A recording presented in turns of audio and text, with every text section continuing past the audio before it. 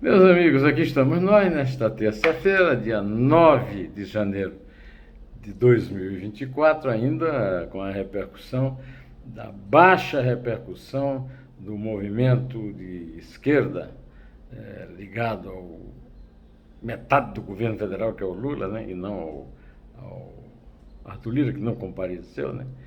E também vamos tratar de mais um apagão em São Paulo causado pela deficiência do serviço privatizado da empresa Enel.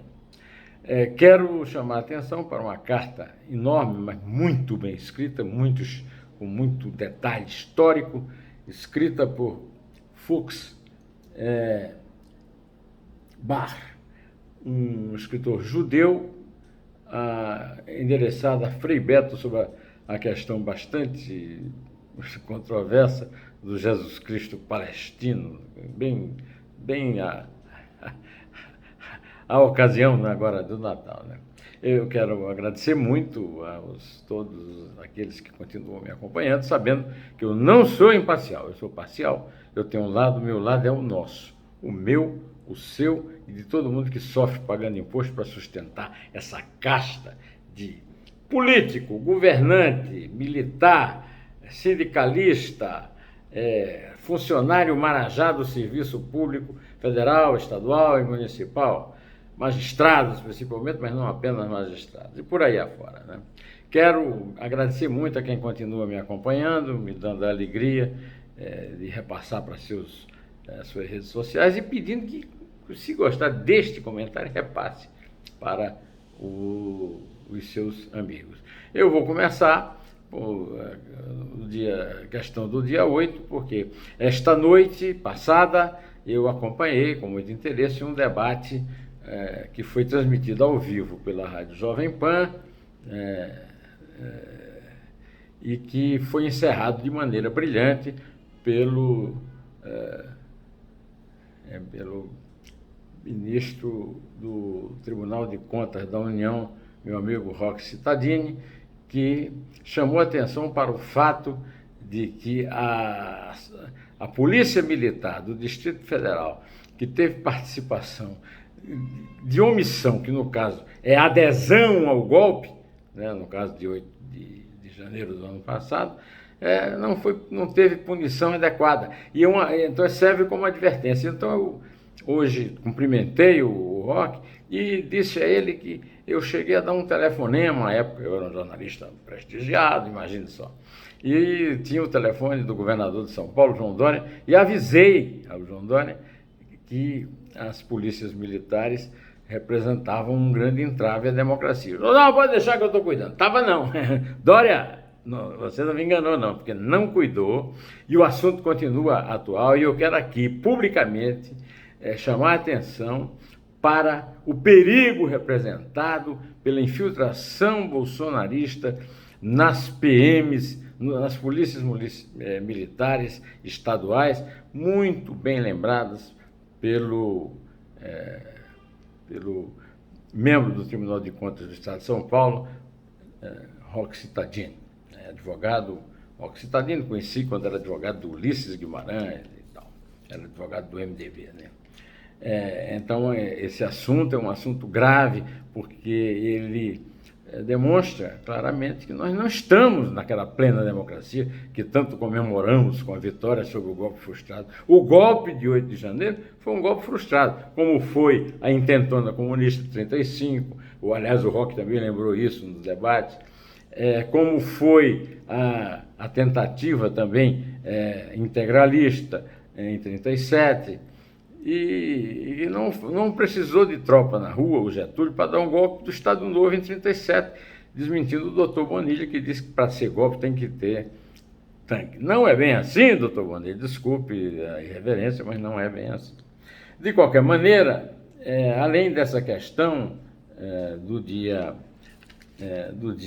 8 de janeiro, eu quero lembrar que teve uma chuva. Eu estou fora de São Paulo, estou aqui debaixo de um sol, uma soleira, um calor infernal em João Pessoa, na bela praia de Cabo Branco, mas estou voltando para São Paulo já com a repercussão de mais várias horas sem luz por causa de uma enchente, e demonstrando que a privatização, ao contrário do que acha o governador paulista, o Tarcísio de Freitas, não é a panaceia que vai resolver todo o problema do mau serviço público. O problema do mau serviço público se resolve com gestão e punição do serviço público. E as empresas privadas precisam ser fiscalizadas quando estão de posse de empresas que eram públicas e foram privatizadas, pelas agências que não estão cumprindo o seu papel. As agências reguladoras não estão cumprindo o seu papel na cidade de São Paulo, no estado de São Paulo e no Brasil. É isso mesmo.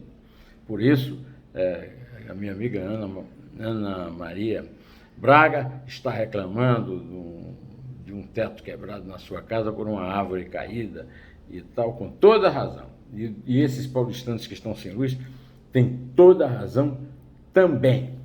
Eu estou vendo aqui as minhas anotações, porque eu resolvi tratar de vários assuntos, e então eu preciso tratar deles. E ainda de volta a 8 de janeiro, eu quero lembrar que há a notícia de que não houve até agora a identificação dos financiadores e dos comandantes daquele golpe palhaçado, de 8 de janeiro, né?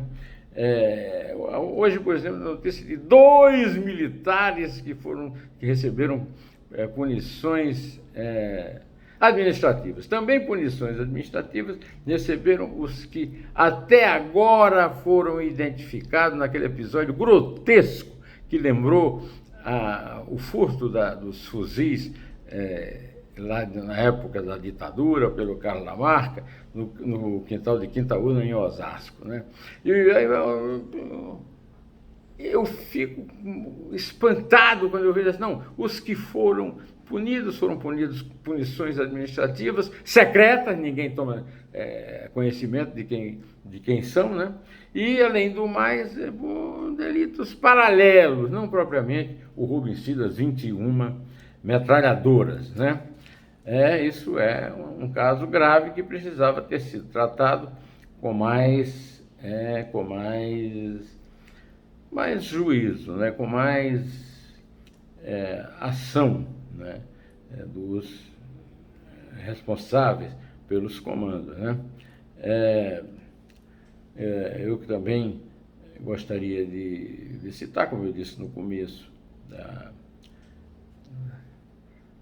deste vídeo, um brilhante texto, enorme, mas brilhante, que o Dr. Daniel Sigulém, que é amigo do meu amigo Ney Lima Figueiredo, me mandou em uma carta dirigida a Frei Beto, que defendia a tese que Jesus Cristo era palestino. Eu tenho visto essa defesa dessa tese, tem sido atribuída inclusive ao Papa Francisco. É uma tese absolutamente estúpida, mas se você lê esse texto do Bar, né, do Fuchs Bar, que é judeu, diz que é judeu, que não é cristão, mas que é um grande admirador de Jesus Cristo, você vai entender perfeitamente que os palestinos são os filisteus da Bíblia, né? E não são árabes, são um povo que apareceu depois da queda. O Império Otomano, eu já escrevi um artigo, inclusive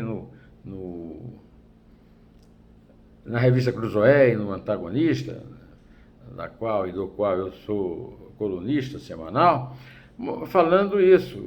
Houve na Primeira Grande Guerra Mundial, a França e a Inglaterra derrotaram o Império Otomano, que mandava naquela região.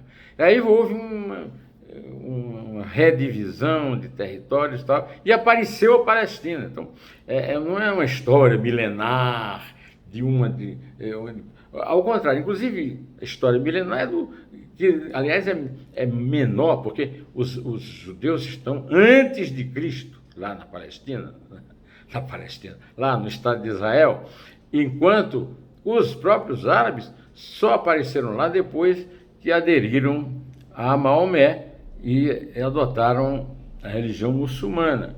Isso foi no século VII depois de Cristo, né? Vocês procurem lá o texto de Fuchs, F-U-C-S, Bar, na carta aberta ao Frei Beto, procurem no YouTube, que vocês encontrarão, e vocês encontrarão argumentos realmente completos, históricos, baseados na verdade dos fatos, contada pela Bíblia e pela história, né? História dos historiadores, não é história de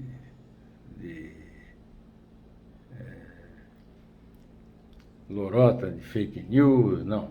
História, historiadores.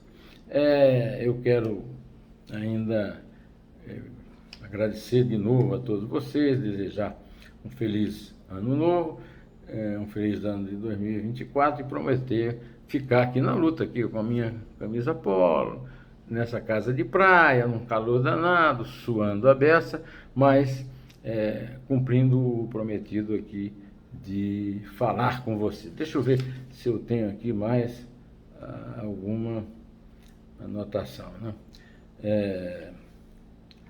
Não, acho que é... eu queria lamentar a forma terrível como aquela atriz venezuelana que faz um serviço social como palhaça e que foi assassinada de forma brutal na Amazônia brasileira.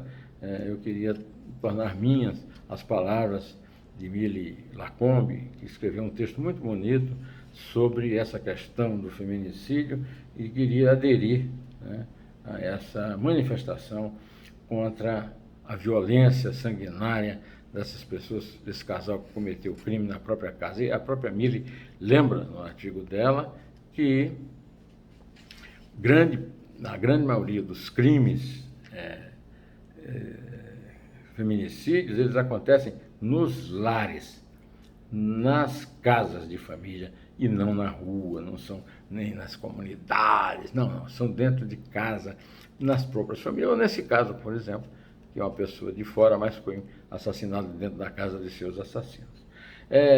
Eu sei que é um tema muito doloroso, muito chato de tratar em pleno ano novo, assim como também o golpe frustrado de 8 de janeiro, mas é o que nós temos aqui para ir tratando no Brasil, para ver se nós sanamos, se nós saramos, se nós cuidamos dessas feridas, né?